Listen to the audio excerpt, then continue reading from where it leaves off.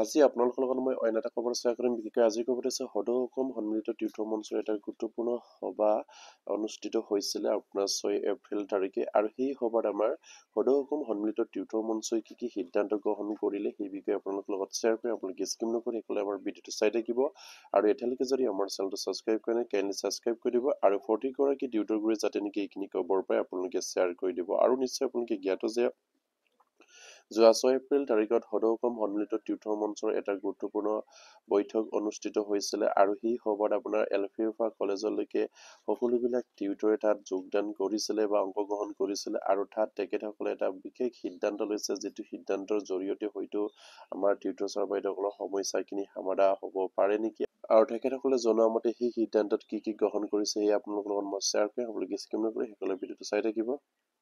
আপোনালোকে নিশ্চয় স্ক্ৰীনত প্ৰত্যক্ষ কৰিছে আমাৰ সদৌ অসম সন্মিলিত তীৰ্থ মঞ্চৰ বিষয়ববীয়াসকলে সেইখিনি ফৰৱাৰ্ড কৰিছে, আৰু যিখিনি তেখেতসকলে সিদ্ধান্ত গ্ৰহণ কৰিছে ইয়াত কৈছে যে চৰদাৰ শিক্ষাগুৰুসকলে যোৱাকালি মিটিঙত বিশেষকৈ 3টা বিষয়ত গুৰুত্ব দিয়া হয় আৰু সদৌ অসম সন্মিলিত তীৰ্থ মঞ্চই জনোৱা মতে তেখেতসকলে এটা 3টা পইণ্টত গুৰুত্ব দিয়া প্ৰদান কৰাৰ কথা ইয়াত উল্লেখ কৰিছে। আৰু 1 নম্বৰতে হৈছে আপোনাৰ ৰিভিউ পিটিশ্যন, যিহেতু অসম চৰকাৰৰ ৰিভিউ পিটিশ্যন কৰিছে, যিসকল আমাৰ টিউটৰ ছাৰ বাইদেউসকলে কেছ কৰিছিলে বা কেছ ফাইল কৰিছিলে, সেই টিউটৰ ছাৰ বাইদেউসকলৰ যিখিনি আপোনাৰ হাইকোৰ্টৰ ৰায়ৰ ওপৰত আকৌ অসম চৰকাৰৰ পৰা এটা ৰিভিউ পিটিশ্যন কৰিছে, আৰু সেয়া নিশ্চয় আপোনালোকে গম পায় 29 এপ্ৰিল তাৰিখত সেই ৰিভিউ পিটিশ্যনৰ সিদ্ধান্ত আছে। আৰু ইয়াত কৈছে যে অহা 29/4/2025 শুনানি আছে, আৰু উকিলৰ লগত বিস্তীৰ্ণ আলোচনা হৈছে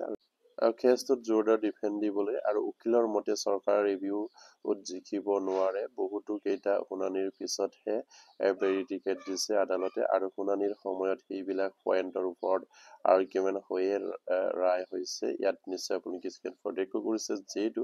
এই ৰিভিউ পিটিশ্যনত আমাৰ যিসকল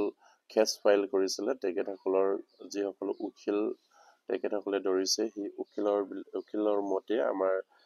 যিখিনি ৰিভিউ পিটিশ্যন সেই ৰিভিউ পিটিশ্যনত চৰকাৰে জিকিব নোৱাৰে, সেইখিনি নিশ্চয়কৈ আমাৰ টিউটৰ ছাৰ বাইদেউসকলৰ কাৰণে ভাল খবৰ আহিব বুলি ইয়াত উল্লেখ কৰিছে। আৰু ইয়াৰ পাছতে কৈছে যিসকল পিটিশ্যনাৰ তেওঁলোকক এটা গ্ৰুপত কালিৰ মিটিঙত আছিল, আৰু যিসকল পিটিশ্যনাৰ আছিল তেখেতসকলৰ এটা গ্ৰুপ মিটিঙত আছিল বুলি কৈছে, আৰু কেছটোৰ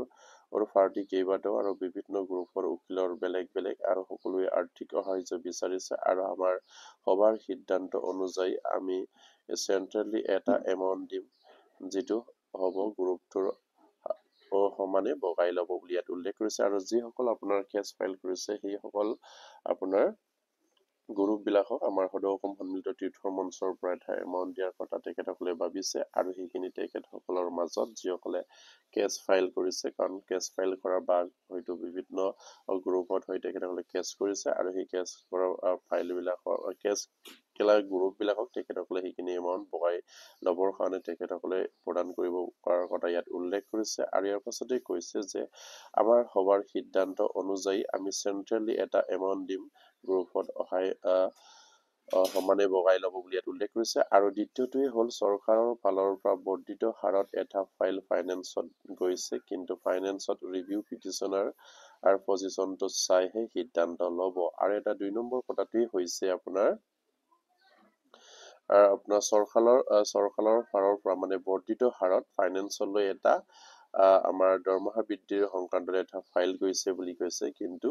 ৰিভিউ পিটিশ্যনৰ পাছতহে সেইখিনি সিদ্ধান্ত ল'ব বুলি ইয়াত উল্লেখ কৰিছে। যদি চৰকাৰৰ জিকি যায় তেতিয়া বৰ্ধিত হাৰত ফিক্স পে দিব, আৰু যদিহে আপোনাৰ চৰকাৰ হাৰি যায় তেতিয়া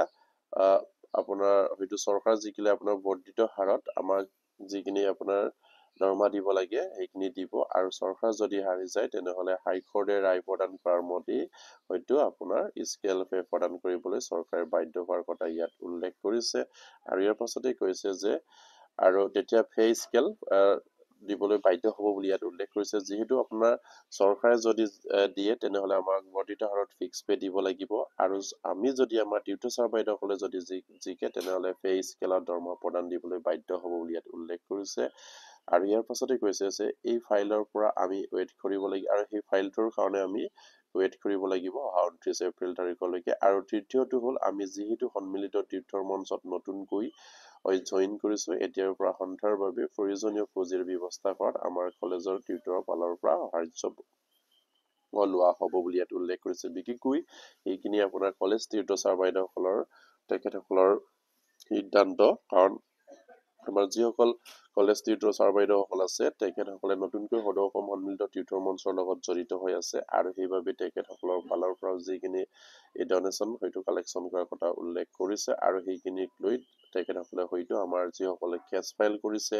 বা যিসকল আমাৰ সন্তাৰ বিষয়ববী আছে তেখেতসকলৰো হয়তো পুঁজি প্ৰদান কৰাৰ কথা ইয়াত উল্লেখ কৰিছে খুবেই এটা গুৰুত্বপূৰ্ণ খবৰ যিহেতু আমাৰ এলফিৰ পৰা কলেজলৈকে যিমানবিলাক টিউটৰ ছাৰ বাইদেউসকল আছে সেইখিনি উদ্ধাৰ হ'বৰ কাৰণে নিশ্চয়কৈ আমাৰ 2017 চনৰ যিখিনি ফাৰ্টিকীকৰণ আইন সেইখিনি সংশোধনী আনিব লাগিব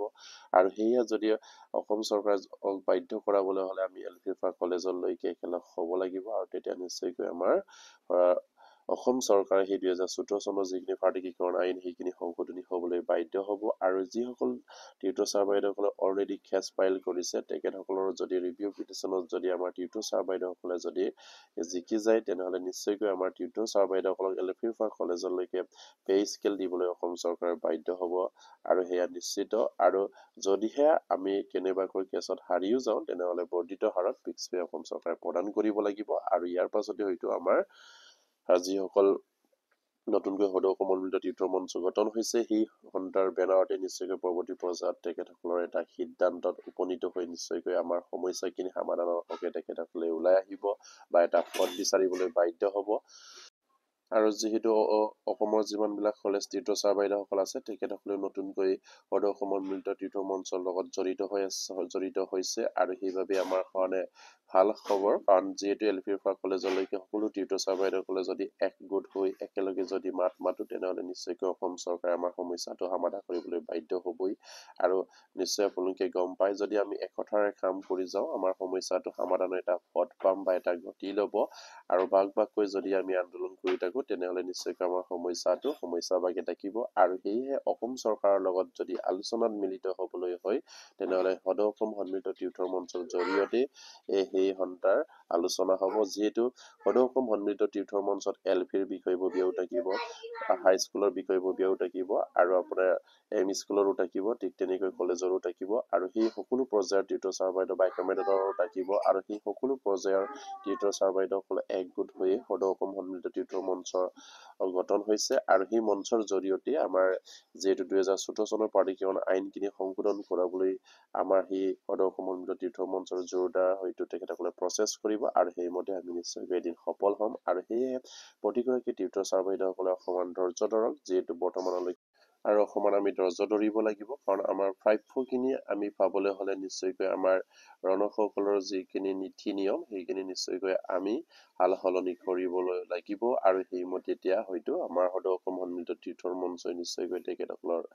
যিখিনি ৰণসকল সৃষ্টি কৰিব বিচাৰিছে আৰু সেয়া নিশ্চয়কৈ তেখেতসকলে সঠিকভাৱেই সৃষ্টি কৰিব বুলি আশা ৰাখিছোঁ আৰু ইয়াৰ পাছতে তেখেতসকলে কি উল্লেখ কৰিছিলে আপোনালোকৰ লগত মই শ্বেয়াৰ কৰিম আপোনালোকে স্ক্ৰীনত একেবাৰে ভিডিঅ'টো চাই থাকিব এইকেইদিনত এটা প্ৰেছ মিটৰ ব্যৱস্থা কৰা হয় আৰু যিহেতু কোড অফ কণ্ডাক্ট চলি আছে সেই সময়ত আন্দোলন কৰিলে চৰকাৰে আমাক কোনো আশ্বাস দিব নোৱাৰিব আৰু সেইবাবে আন্দোলনৰ কথা আৰু চিন্তা চৰ্চা কৰি সিদ্ধান্ত লোৱা হ'ব আৰু থুলমূলভাৱে যোৱাকালি মিটিঙৰ সাৰাংশ সেইখিনিয়ে বুলি ইয়াত উল্লেখ কৰিছে আৰু ধন্যবাদ তেখেতসকলে জনাইছে যিহেতু এতিয়া আপোনাৰ কেইদিনমানৰ পিছতে হয়তো তেখেতসকলৰ ফালৰ পৰা এটা গুৰুত্বপূৰ্ণ প্ৰেছ মিট প্ৰদান কৰিব আৰু যিহেতু এতিয়া কোড অফ কণ্ডাক্ট লাগিছে আৰু সেইবাবে তেখেতসকলে আন্দোলনখিনিৰ যিখিনি কৰাৰ সিদ্ধান্ত সেইখিনি নিশ্চয়কৈ তেখেতসকলে হয়তো গুৰুত্ব সহকাৰে ল'ব কাৰণ কোড অফ কণ্ডাক্টত আমাৰ অসম চৰকাৰে তেখেতসকলক হয়তো সমস্যা সমাধানৰ প্ৰতিশ্ৰুতি প্ৰদান কৰাত অসুবিধা হ'ব বা তেখেতসকলক আশ্বাস দিয়াত অসুবিধা হ'ব বুলি কৈছে আৰু সেইবাবে হয়তো আন্দোলনখিনি হয়তো দুদিন পিছুৱাবও পাৰে আমাৰ সন্তাৰ নেতৃবৃন্দই সেইখিনি নিশ্চয়কৈ আপোনাৰ প্ৰেছ মিটৰ জৰিয়তে জনাব আৰু এইখিনি কথা উল্লেখ কৰিছেই আৰু সেইকাৰণে প্ৰতিগৰাকী টিউটৰ ছাৰ বাইদেউসকলে কিন্তু সজাগ হৈ থাকিব লাগিব আৰু প্ৰতিগৰাকী টিউটৰ ছাৰ বাইদেউসকলে আমাৰ সন্থাৰ লগত জড়িত হৈ থাকিব লাগিব আৰু তেখেতসকলৰ লগত যোগাযোগ কৰি থাকিব লাগিব আৰু তেখেতসকলক যিখিনি আমাৰ সময়মতে যিখিনি আমি বৰঙণি প্ৰদান কৰোঁ সেইখিনি প্ৰদান কৰি যাব লাগিব কাৰণ সেই বৰঙণিৰ যদি অসুবিধা হয় তেনেহ'লে এটা সন্থা চলোৱাত খুবেই অসুবিধা হয় সেয়া প্ৰতিগৰাকী টিউটৰ ছাৰ বাইদেউসকলে জানে আৰু আৰু সেইবাবে আমাৰ সমস্যাটো যদি সমাধান হ'বলৈ হ'লে নিশ্চয়কৈ আমি এলপিৰ পৰা কলেজলৈকে এতিয়া যদি একেলগ হৈছো যেতিয়া তেনেহ'লে নিশ্চয়কৈ আমি সমাধান কৰা এটা পদো বিচাৰি পাবলৈ সক্ষম হ'ব সন্তাই আৰু সেইবাবেই সন্তাৰ যিসকল বিষয়ববী আছে তেখেতসকলে হয়তো গুৰুত্ব সহকাৰে সেইখিনি তেখেতসকলে এটা সিদ্ধান্ত ল'ব যিটো সিদ্ধান্তৰ জৰিয়তে আমাৰ টিউটৰৰ সমস্যাখিনি সমাধানৰ এটা গতি ল'ব আৰু সেইবাবে অসমৰ চুকে কোণে থকা সকলো পৰ্যায়ৰ তীৰ্থকে আদি কৰি সকলোকে মই অনুৰোধ জনাইছো যিহেতু আপোনালোকে আমাৰ সন্থাৰ বিষয়ববীয়াসকলৰ লগত যোগাযোগ কৰক তেখেতসকলক উৎসাহ উদ্দীপনা যোগাওক আৰু তেখেতসকলক বছৰেকীয়া যিখিনি আমাৰ তীৰ্থ ছাৰ বাইদেউসকলৰ বৰঙণিৰ যিখিনি সমস্যা সেই সমস্যাখিনি আপোনালোকে তেখেতসকলক যোগাযোগ কৰি প্ৰদান কৰক কাৰণ নিশ্চয়কৈ আমাৰ প্ৰতিগৰাকী তীৰ্থ ছাৰ বাইদেউসকলে যিখিনি পাৰে সেইখিনি যদি বা আমাৰ সন্থাৰ জৰিয়তে যিখিনি নিৰ্ধাৰণ কৰি দিছে এটা বৰঙণি সেইখিনি আপোনালোকে যদি সময়ত দি থাকে তেনেহ'লে সেই সন্থাৰ বিষয়ববীয়াসকলৰ কাম কৰাত অসুবিধা নহ'ব কাৰণ আপোনালোকে গমেই পায় এটা সন্থা চলাবলৈ হ'লে হয়তো আৰ্থিকভাৱে ষ্ট্ৰং হ'ব লাগিব আৰু আৰ্থিকভাৱে যদি দুৰ্বল হয় সেই সন্থা নিশ্চয়কৈ টিকিব নোৱাৰে আৰু সন্থাক ষ্ট্ৰং কৰিবৰ কাৰণে আমাৰ আৰ্থিকভাৱে আমি সবল কৰিবই লাগিব আৰু সেয়া নিশ্চয়কৈ আমাৰ সকলো তীৰ্থ ছাৰ বাইদেউসকলৰ মিলা প্ৰীতিৰ মাজতহে সেইখিনি হ'বলৈ সক্ষম হ'ব আৰু সেইবাবে প্ৰতিগৰাকী তীৰ্থ ছাৰ বাইদেউসকলক মই অনুৰোধ কৰিছো সদৌ সন্মিলিত তীৰ্থৰ মঞ্চৰ বিষয়ববীয়াৰ লগত যোগাযোগ কৰি তেখেতসকলক উৎসাহ উদ্দীপনা দিয়াৰ লগতে তেখেতসকলক কিদৰে আমাৰ সমস্যাখিনি আগবাঢ়িলে আমাৰ এটা গঠি ল'ব পাৰে সেই বিষয়ে আপোনালোকে তেখেতসকলৰ লগত আলাপ আলোচনা কৰিব বুলি আশা ৰাখিলো আৰু আজি ভিডিঅ'টো ইমানতে শেষ কৰিলো আৰু প্ৰতিগৰাকী তীৰ্থৰ গুৰুৱে যাতে নেকি এইখিনি খবৰ পাৰে আপোনালোকে শ্বেয়াৰ কৰি দিব এলপিৰ পৰা কলেজলৈকে আৰু এতিয়ালৈকে যদি আমাৰ চেনেলটো ছাবস্ক্ৰাইব কৰে কাইণ্ডলি ছাবস্ক্ৰাইব কৰি দিব নমস্কাৰ জয় আই অসম।